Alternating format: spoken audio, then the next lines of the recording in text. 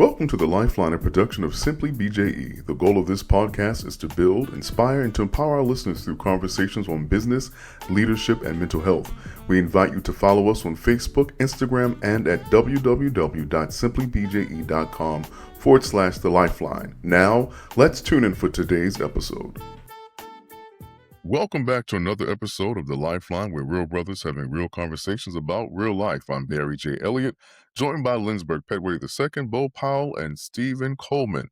Today, we begin a series focusing on men's wellness in lieu of Men's Health Awareness Month with devoted father, technology leader, mentor, and Detroit native, Mr. Dominique Davis. He currently serves as the head of AI innovation at MSI and has consulted with major organizations like Rocket Mortgage, Charles Schwab, and Omnicom. So today, we're excited about this conversation, but not only is this a big day because we are talking about Men's Health Month, but this month we're giving you a preview of what's going to be happening our next season because we have added a new co-host, Mr. Stephen W. Coleman.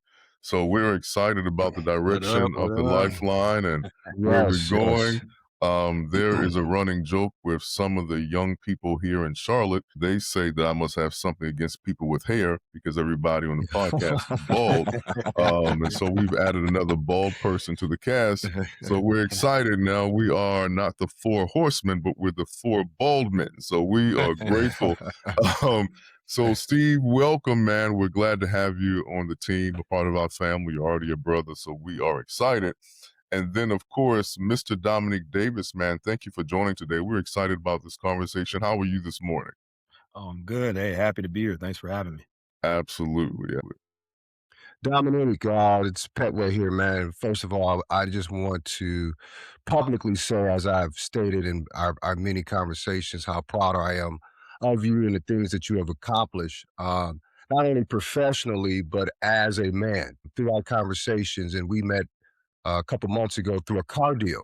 Yeah. And from that car deal, we built a mentorship that I sow into his life. And then the beauty of it, he gets to sow into my son's life. Mm-hmm. And I think that is one of the main things that we as Black men, and I say that strategically, should start doing and pouring into our youth as we pour into others. So I just wanted to let you know that, man. Proud of you. No, for sure.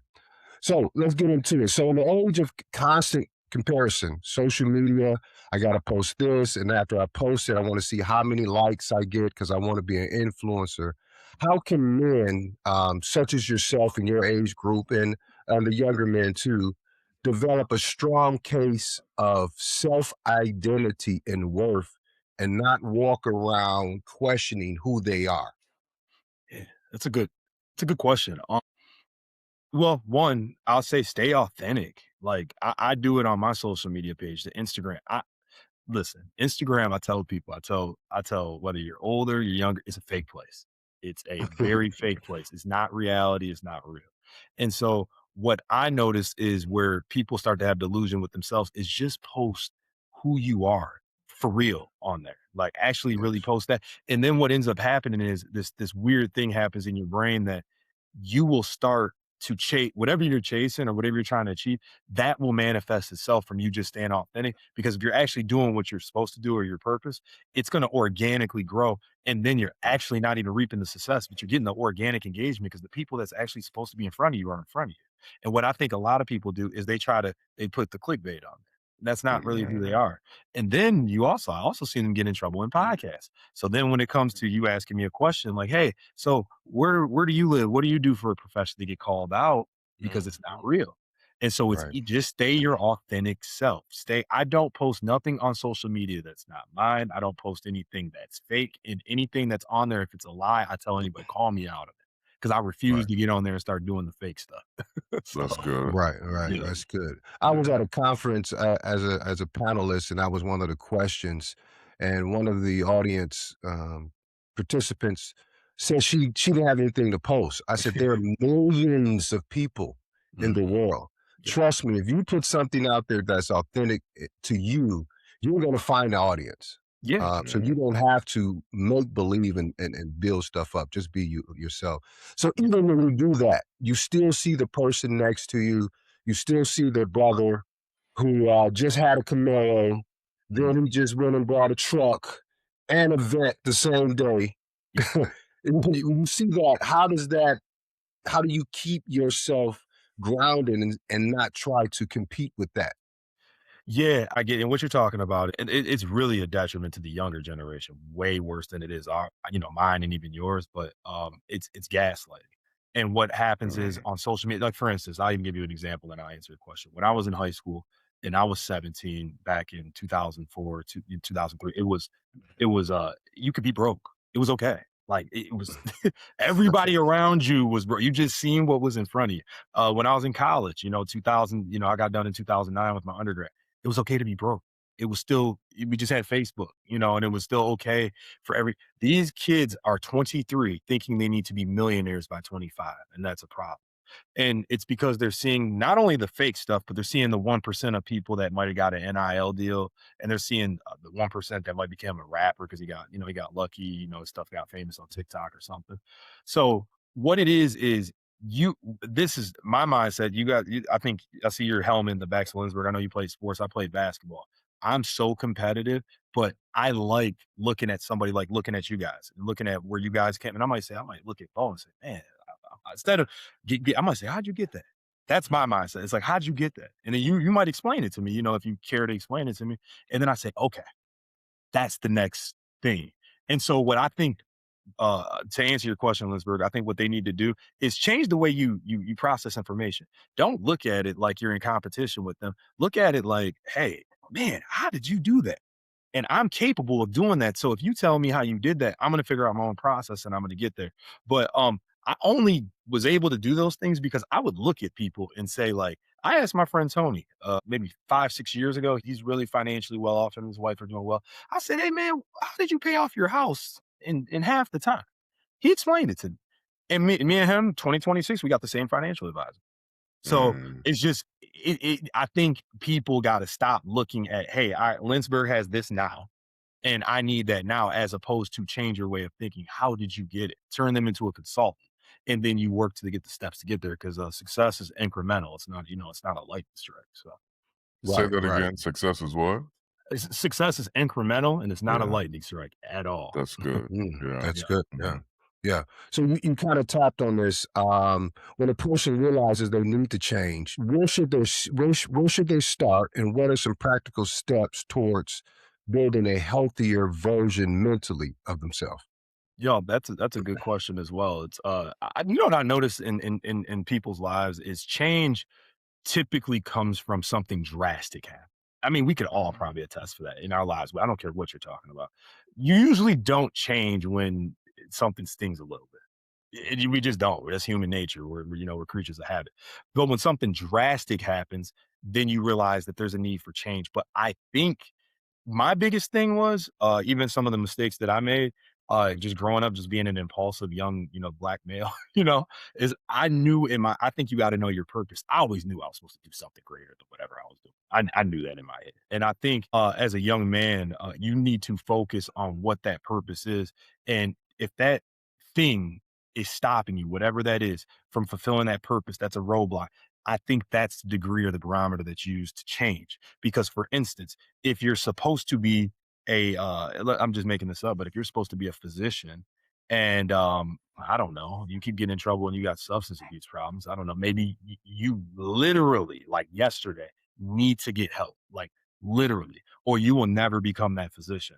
So I think that in your head is, if you know your purpose, then you will know the things that are roadblocks. Some of them are relationships. I mean, sometimes it's like, man, I gotta get this person out of here. Whether it's a person, it's friends, it's whatever. If that's impeding your purpose as a man, because that's what we all are, is our purpose. We're pastors, we're fathers, we're coaches, we're mentors.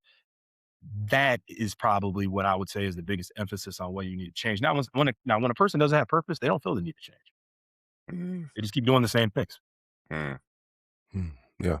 Mm, that's really good, Dominique, especially when you're talking about purpose. You mentioned there at the end, saying fathers, coaches, and mentors. And so what I want to do is kind of transition a little bit into fatherhood. And I want to ask a question about fatherhood. And the question I want to ask is, what are some of the challenges that you really feel like fathers face today that the previous generation didn't have to deal with, if that's making sense? No, no, that makes perfect sense. Um, I will say this. This is a big one. My generation and the generations behind me have the lowest marriage rates. Mm. It's a fact. It's a stat. We can look it up. They have the more now. I can go into reasons, why I think that is. But we have the low. So we're already at it. You're already at a disadvantage because it's easier when the goal is to have a family dynamic to just be in the same household. Just like it's easier to be on a team when you guys are all practicing in the same facility. It's just easier. Right. Somebody's not in Beijing and you're in the same facility. So um, I would say that's the biggest thing. And then outside of that, to layer on top of that, Steve, you have the relationships when you guys are out the household that you have to manage with the other parent. And that's where it gets super difficult because sometimes some guys get lucky and you have both parents are very rational. You guys are able just to move, make things work because neither one of you have any emotional investment in the relationship. But typically, I would say 90% of the time, it never goes like that. You have somebody that's super polarized and you have somebody that kind of just wants things to just be smooth. And that's where the rifts come in. So then it makes it harder to parent your kid because in the end, it just makes you just want to parent the kid. And then the kid is the one that suffers because you get missed out on things and opportunities that they're supposed to do because one parent feels, one way or the other. So I would say the biggest challenge is we have the lowest marriage rates. And then even the generation behind me, it's even lower. And then if we want to unpack on why, I could probably give you a couple of reasons, but yeah, I would say that's a big Okay, now that this is getting really deep because what you're saying, I can promise you, not one of us on here has any challenge to that statistic Mhm, right. of what you just said. Mm. But what I want to go into because you said something that was key because of the different dynamics of parents. one. And so I kind of want you to go into this a little bit about you know, being as a father emotionally available, Mhm. okay, while also having to be the provider. Yep. Because obviously, when we're talking about, marriage and being in the home, the man is, I mean, our role is to be the provider, the protector, right? And the pastor and the preacher of our home. And so, how do you stay emotionally connected, but also, man, I got to go out here and I got to get it. Okay. Like, I got to get this money, but I also have to be present in my child's and my son or my daughter or my wife's life. How do you balance that? Man, that's a great question.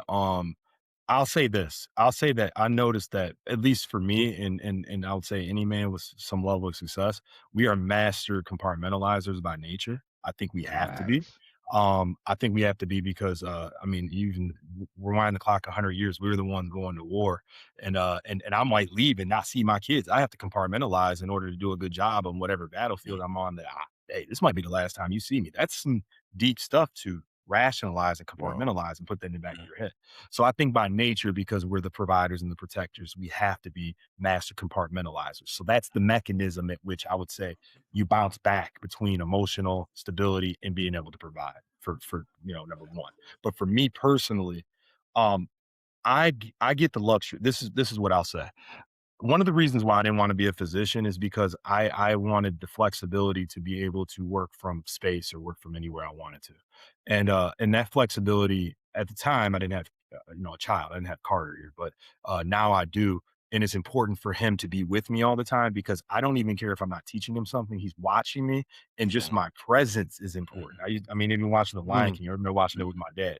Mufasa took Simba everywhere with him. They didn't have to be doing nothing. They were just with him, and Mufasa rubbed off on him. And so, I wanted the flexibility to be able to have him with me. So I have the flexibility. If I got to go get him from school, I'll take him to his orthodontist appointments. I take him. I take him to practice. I can do all that because that's the most important. Forget what I do for my career or whatever. It's raising that young man. If I do that, then I fulfill my biblical and biological purpose. And so what I tend to do is, I think one of the biggest things in presence, you brought up a word called presence, is time.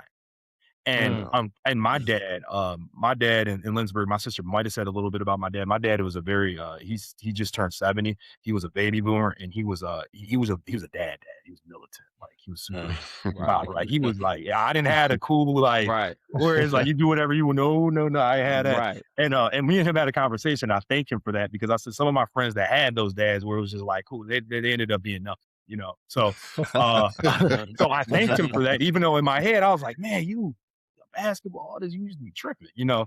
And so yeah, I had a real militant dad. And so because of that, and my dad had to work. Now, he couldn't work from home, so he had to go be at a physical place. So I probably seen him less than Carter sees me. So what I try to do is, I spend a lot of time when I go out to eat in Lynchburg. You might even see it on social media when I post, Carter's with me. He eats the same thing. When I'm at Prime and Proper and I'm enjoying a good steak, Carter's with me. I'm cutting it up and I'm giving it to him. When I'm at if I have to go to a networking event, I don't go find a babysitter. He comes with me, you know. And so I do that, because not only that emotional component is being built because he's with me, but at the same time, you're right. I got to go get it. I got to sacrifice and I got to go get it. My son asked me the other day when I dropped him off at school, hey, Dad, don't you got to go to work? You know, he didn't think I work. I'm like, Wow. how do you think we got all like this? You know, but he's used to seeing somebody get in their car, go somewhere, or go do something, or put on a uniform or whatever. And I told him, like, no, I do, but I take these positions because I get to spend more time with you. And I mean that. I tell them, even when they set up my traveling schedule, I can fly out once a quarter. You don't be having me fly out every 2 weeks nowhere, because I got stuff I got to do with him. So to circle that back around to answer your original question, is my career that I have has to have the flexibility to where I can maximize my time with my son. It has to be. Not only they're gonna have to pay me now because I need to pay my bills, but it has to be flexible enough to where I can spend as much time with him as possible. And I'd say that's how I balance it. And then I do that by a vehicle that I just say is compartmentalization. And we have to, all as successful men, get good at that. So You You dropped the know, nuggets, sir. I'm sorry, go ahead, Steve. yes. Yes. I was just gonna say before I have to, I mean, I have to say something before we bounce it to the next segment. But your son will never, ever, ever, ever, ever forget these moments. Yeah. thank you. Because I think we live in an age where we think that money and providing for our children is the most important thing in their lives. Yep. And in reality, time is the most important Yes, thing sir. in their lives. Yes, You sir. know, at this moment, being available, being around, being present, and them seeing you and seeing us, or as fathers and as men, so-called make those sacrifices to be with them Yep. instead of going and doing XYZ or going over here. They never ever forget those. You know, Appreciate it's a that. really good point, man. Congratulations. You are Thank a you. phenomenal father. Thank That you. is what fatherhood is all about, man. Yeah. Thank you so Thank much. you for Yeah. sharing that. Absolutely. I wanted to say, you said something that like hit me. You talked about the biblical and the biological function of a father. That stuck out. And so how important it is for fathering, it connects to what Steve just said. Fathering can't just be one dimensional. And it's not, from my experience and what I've seen, it's not just this generation, but even my parents and my grandparents' generation. Their idea of love, well, I made sure you had a house, you had clothing. For them, that was love. Yep. Yeah. You know, Yeah. that was huge. And I think, we haven't necessarily said this word, but from the very time you've been talking, Dominique, to up into this last comment that you made, what I've heard underneath all of that is there's a level of accountability to something. Absolutely. You see what I'm saying? Absolutely. And so, and I think, although it's Men's Health Awareness Month and Mental Health Awareness Month, but I think accountability is something that escapes both men and women these days. But, we're talking about men this morning. So, a lot of people have a tough time really trying to embrace accountability. Why do you think that is? Why do you think people are so resistant to accountability? And on the other side of that, what does that actually look like? Healthy accountability. You know what? That's a good question, and I think people just run from it. You know what?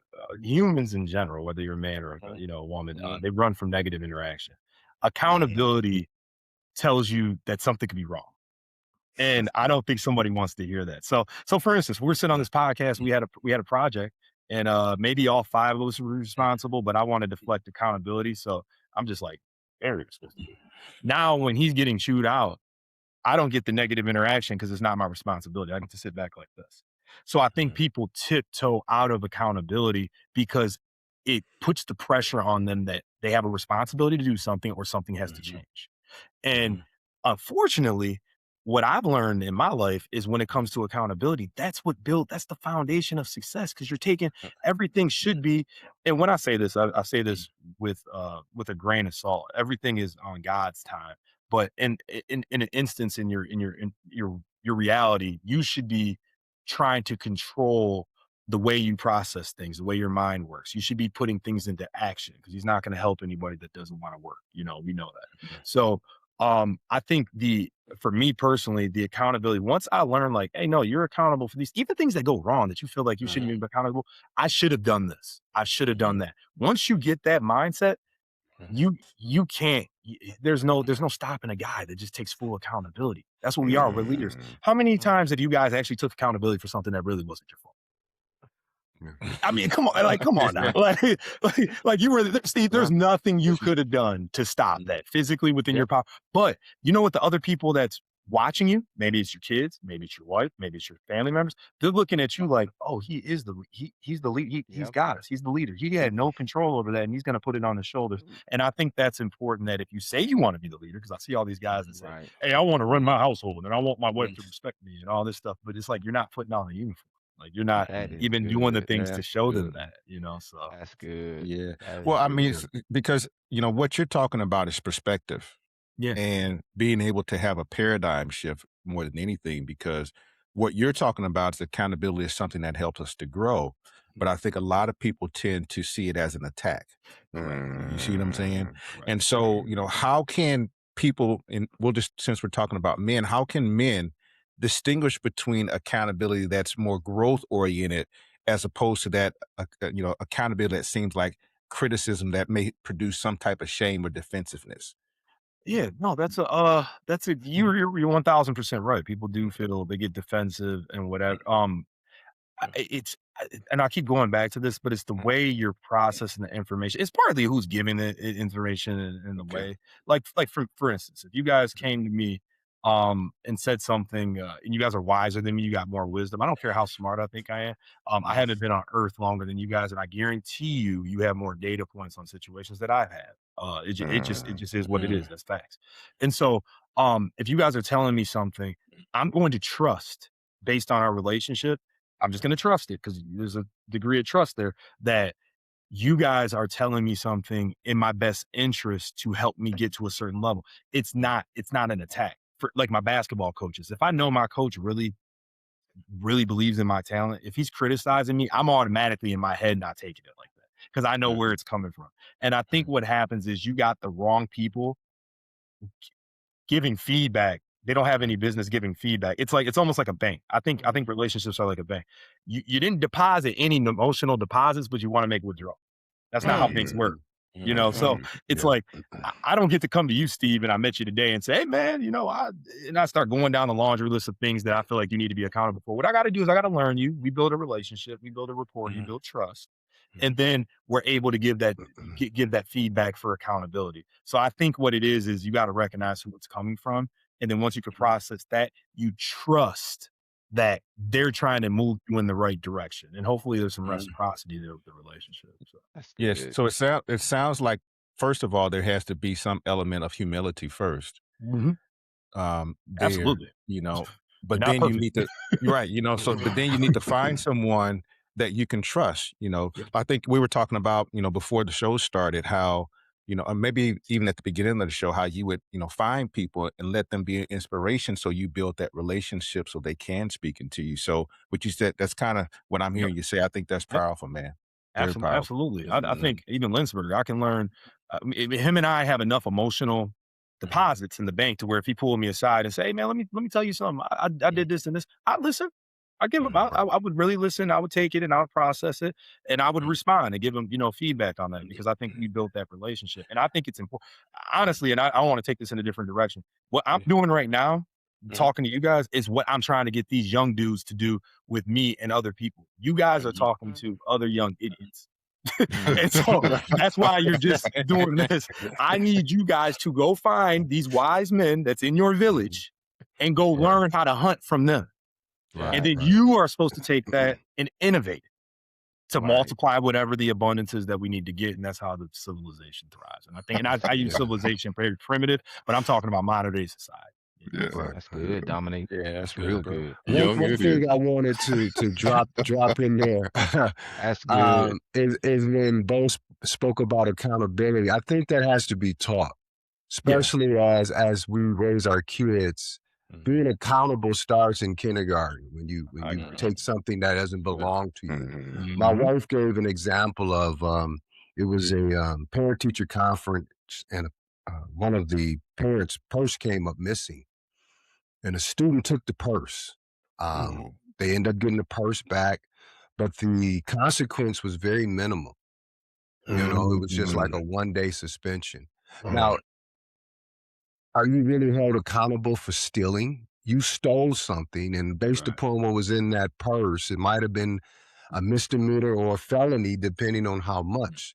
So you got to hold people accountable early, so when they develop into adults, they know how to handle those situations.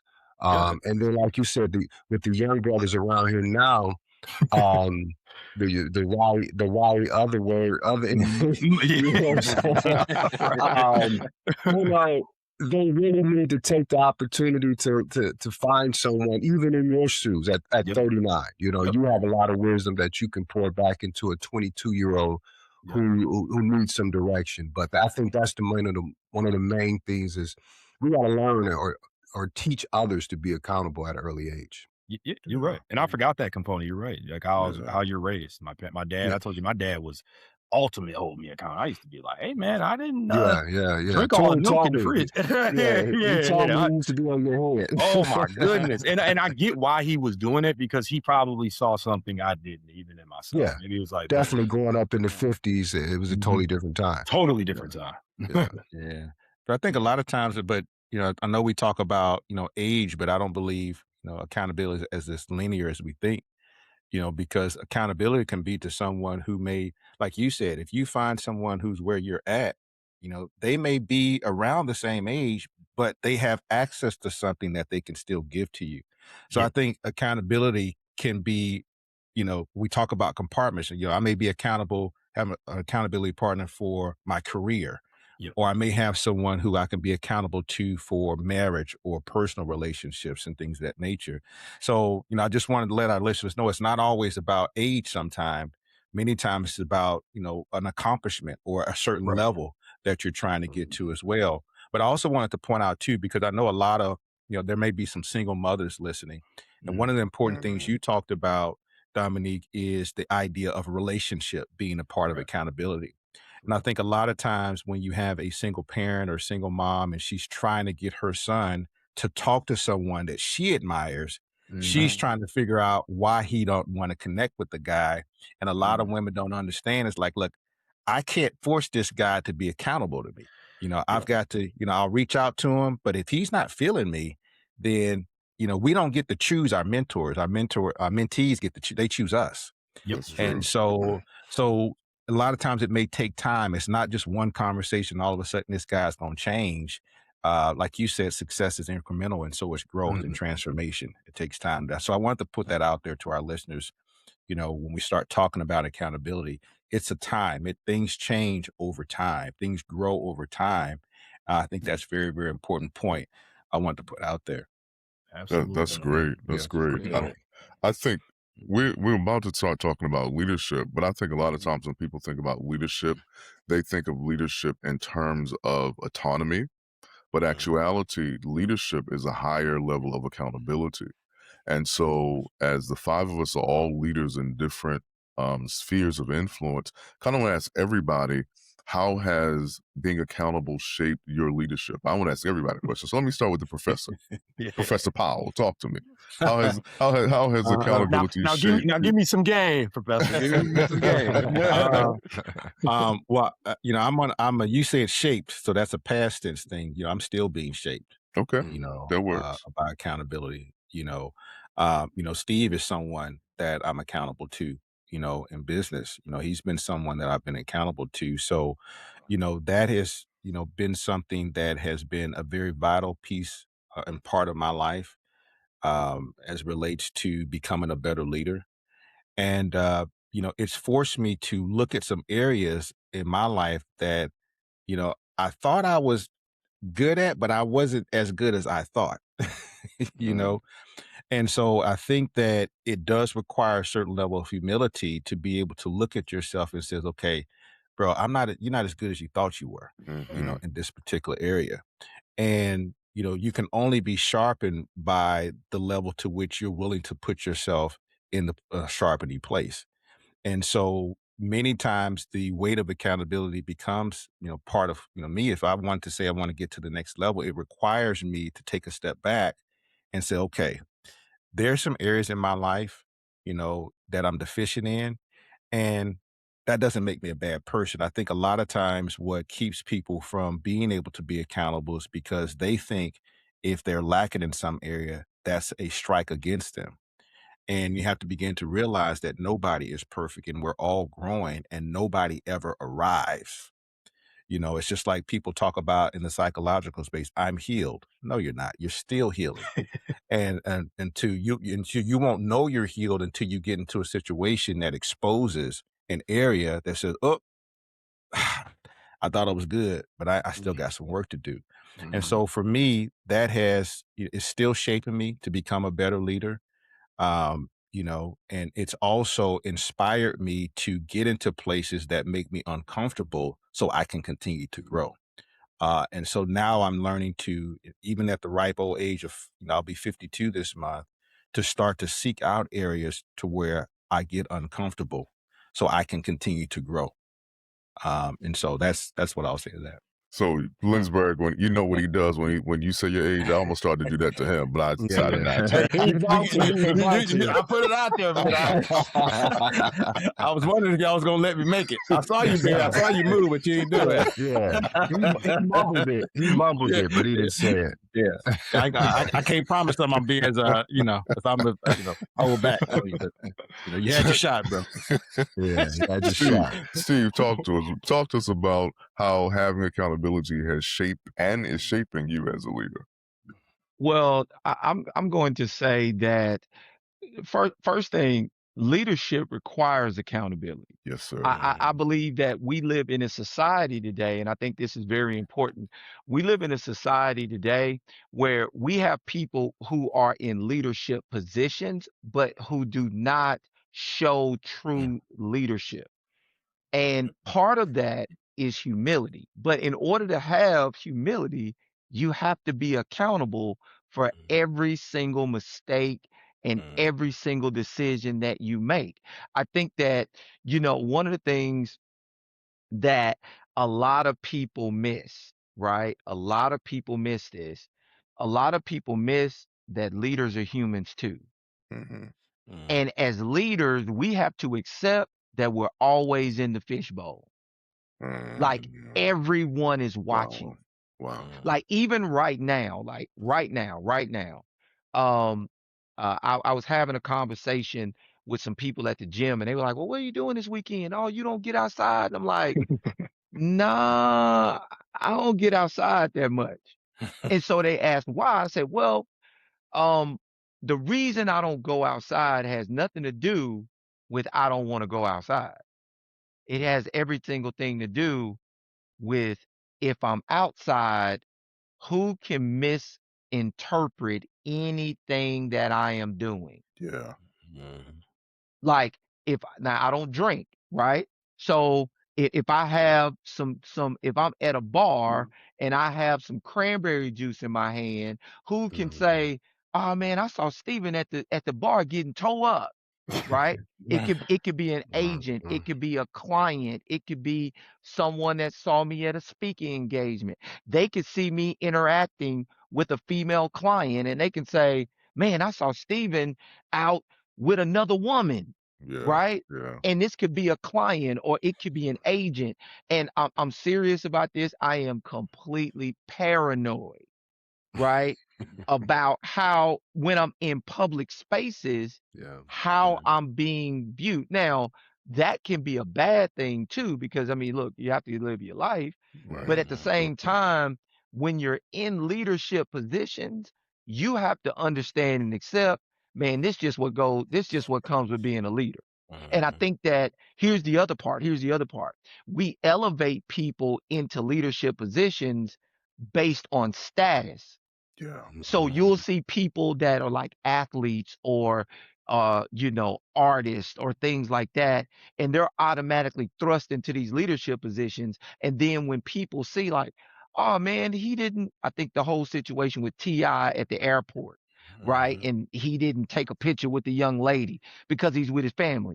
Well, something as small as that, you would think the average person would understand that. Right. But when people are viewing you as a leader, right, you have to understand what comes with it. And so yeah. accountability is necessary, or humility and accountability are necessary for leadership. That's good. Hopefully that makes sense. Makes perfect That makes a sense. lot of sense. Perfect sense. Deacon Shinar, talk to us, sir. Accountability. I mean, I've learned accountability at a very young age. Growing up with a single mom and having to be responsible for quote unquote the manly things around the house. I mean, so my accountability started early with garbage, cutting grass, all of those particular things. And I'll say that it was set up as you knew what day it was supposed to be done. So there was no reminders. So learning that at an early age, it kind of thrust me into leadership. And I think, as Steve said, to be a leader, you have to be accountable, because when you're responsible for building, for students, for teachers, or for salespeople, or for whatever the whole totality of what's in front of you, you can't shake the problem. Um, Last night, one of the porters was in a rush. um, I don't know why, but he jumped in the front door, closed his door. He didn't close the back door, pulled out the garage and bent the door up of a delivery. And the customer's in there signing the paperwork. Yeah, whole doors tore off. So everybody's like, oh, I don't know. Went straight to the general manager. This is what happened. Straight to the customer. Now, it wasn't my customer, but told the customer directly what happened, took accountability for it. Customer took the paperwork, tore it up, and walked out, said, I don't want it. Now, you had to face that head on. It wasn't no, we got a little slight problem. Can you come back next Thursday and pick it up? Try to put a door on there real quick. So I think accountability forces you to be a leader, is one of the main requirements of being a leader. And that's why I mentioned, when Bo mentioned accountability earlier, teaching it. I teach that to my children early, especially developing into becoming men.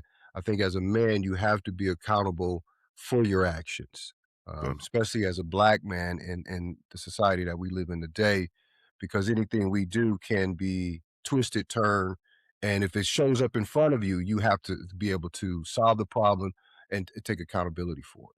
That's good. Facts. That's That's good. real That's good. good. Dominique, talk to us. Tell us a little bit Yeah. about how accountability has kept you from being a young idiot. Well, first, thank you, because I was, I was doing, it's funny. I'm gonna touch on that a little bit, but because I'm soaking in game. Bo said, hey, you got it. Uncomfortable situations, causes growth, calls you to take accountability. Steve said, hey man, be the person that you say you're going to be at all times because people are watching. Linsberg says, you got to take accountability for all of your actions. You don't get to just pawn it off on different people to make yourself feel better at the time. And I get, people want to do that. I would say more so for me, I always had this weird dynamic where I don't know if this makes sense, but you're almost too smart for your own good. So what I'll try to do is I'll try to circumvent processes. I try to circumvent doing the right thing because I figured out how to do that. And then in the end, the train crashes eventually. Mm, Right. So, so so I've done my fair share of like, oh, that was dumb. Why'd you go do that? You're too smart for that. Why'd you go do that? So, and I did that in my 20s, thank God, because there's still 30-year-olds doing that. Thank God I did that in my early 20s. Because the consequences are way worse for all that stuff. good So, God, yeah. yeah, so I'm glad I learned at a young age, and my dad let me hear about that stuff for about 5 years straight. So I'm good now. But I'll say this: accountability for me is I swear when I became a father, I mean it took it to the nth degree. I know he's watching me. And I tell any man, I said, "Hey man, let me ask you a question." I said, and then I'm gonna draw it back to accountability. I said, "I know you're doing A, B, C, and D." I said, "Just picture your son standing. Would you give up if your son was getting there?" And when I say fight, I don't mean a physical fight. I mean just whatever Right, you're battling. right. Would you give up if he's just sitting there on the sideline? He's watching you. You're in the game. You're on the court. He's watching. Would you actually give up? Would you abuse your wife? He's watching you. You know, would you let him watch you just drink yourself to with a bottle? Would you watch him? Would you let him watch you just quit your job because you're just stressed out? And so I think if you can put yourself and also, Jesus as well. It's like certain things, if you actually just act like he's in the room, I know a lot of us probably wouldn't do half the things we do. So it's like your son or your daughter is watching you. Yeah. Like, that should be the most important point of reference that you should be giving. And it goes back to Steve being the example. When I go to my family events and my family parties in Lynchburg, my dad, mom, they always throw these big parties. It gets on my nerves because I always got to help clean up. And so, but they almost come and they ask me, hey, I had a lady come to me and was like, she was joking around. She was like, man, when are you gonna gain some weight or whatever, joking around? I have a responsibility to the person that I say who I am to be the best version of myself. And I stand on that. And I'm always going to be the best version of myself. And that takes a lot of accountability because in order to be the best version of myself, I'm going to have to take responsibilities of things that's kind of not really in my control. And so I think that trains your brain to take responsibility of everything around you. Lynchburg, if something happens, if I told you I didn't get approved for those cars, that would be my fault. My mom didn't do it. My dad didn't do it. You didn't do it. I got to fix something in my finances. I'm not mad at you. I gotta fix something, and that's taking accountability. And I think that starts from just for me, it was really it was sports. It was I learned that through sports, but it really started when my son was born when I was like 29, 30. When he was born, I was like, oh okay, I got I can't have him looking up to an Instagram guy. His dad is here. I need him looking up to me. And in order for him to look up to me, I got to be him. And so that's where it starts for me. And then I think it trickles down into everything else. Man, That's that's good. that's really good. That's good. I want to go back to something Steve said. Steve talked about how there are a lot of leaders now that don't want accountability. And speaking politically, one of the reasons why our government is set up the way it is for accountability, checks and balances. But of course, now we have people in place that are circumventing that process. But I'm not going to stay there. But but I wanted to say, in lieu of the question that I asked, the thing that has held me accountable and keeps me accountable is that I've always submitted myself to seniors, always. And so, watch it. So I've always had older people checking me, and I always put myself in a position where now that I'm even as a 50-year-old, I still have seniors that they have the license to check me. And when I was in Baltimore this week, I went to see my godfather, who will be 95 in August. He has permission to check me. My bishop, he has permission to check me. There are a couple of the pastors in the country, Pastor T. Renee Glenn, Pastor Cordelia Wallace. They have permission to check me. So I think going back to what Bo said, that humility piece, that's important. Understanding you don't know it all. I don't care how old you are, you're still growing. So you need somebody that can check you. My last question is this, Dominique. My question is, what qualities do you believe are most needed for men right now in their homes, their churches, their communities, their workplaces, so forth and so on? That's an excellent question, and I think I'll bring it up because we brought it up a couple times. Accountability is one of them. there's so many benefits that come with being a leader, but there's so many, it's a lot of weight. So Yes, sir. people want the benefits without carrying the weight. That ain't how that works. So accountability, um, discipline, discipline. They always say, "Oh man, why do you get motivated?" I'm not motivated. Winsberg, are you motivated to go sell all them dang cars every day? No, you have discipline though. Yeah. And so it's discipline. It's you need accountability, discipline, and I think discipline will build resilience. And if you have those three things, you have the fuel to get to the rocket ship of success if that's your destination, because things are going to happen every day. We live in a very dynamic, ambiguous world. You're not going to get over the hill and there's not going to be another hill. We always know there's always another hill. Steve, you're probably going to run into something in 3 days that you didn't even think of right now. Bo, you as well, me as well. You know, we're all going to run into something that we got to solve. And you got to have the discipline, the accountability. One, it's got to be accountable. So you got to feel like you got to deal with it. You got to have discipline because you got to deal with it even when you don't feel like it. And you got to be resilient because it's not going to stop happening. Yeah. And so that's what I'll say are the three qualities in order to kind of build. And then along the way, to help with your mental health, you need to surround yourself with support groups like this. You need to surround yourself with like-minded people that are going through the same things that you are. And you need to do the things that are healthy that you enjoy doing, because the goal is to enjoy life as well. And I think that helps balance all the work that you got to do. You know, sometimes when I get stressed out, I go work out. I love Lindsberg. You know, I love Lifetime. That's like my playground. I love it. It's fun for me. That's my stress relief. And then I go sit by the pool. You know, sometimes I'll take the top off that Corvette and just cruise and let the wind just blow. That's 20 minutes. That's a dopamine rush for me. I'm good. You know, so I think those are the three qualities, Barry, to answer your original question. You sound like you got a TED Talk in you, sir. I would do it. I would do it. I most definitely would do it. I love these type of conversations. These are good. And I think we have an audience of young men, especially now in 2026, that need to hear it more than ever, because information travels fast and it's easy to get the wrong information. So. Absolutely. Yeah, Absolutely. Well, that's this has good. been That's good. a phenomenal conversation. But before we close out the show, you know, Dominique, to our listeners, how can they connect with you on social media? If there's any, you know, business offerings that you have, how can they connect with that? Yeah, so I'm on Instagram, Dominique Davis Official. So just my full name, official, just like it is here. And then I have a business page called D&D Management Solutions. That's my financial page. But a lot of my content, it's motivational, it's educational, and then I try to show my life and just the things I'm doing. I try to show my son so people can get a sense of who I am. But yeah, Dominique Davis Official on Instagram, same on TikTok. And then if you're looking for me on Facebook, Dominique Davis. Awesome. Awesome. Just a great conversation.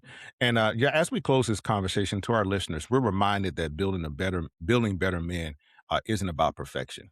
It's about growth. It's about accountability. It's about intentionality. You know, healthy men don't just improve themselves. They strengthen their families, their communities, and even the next generation.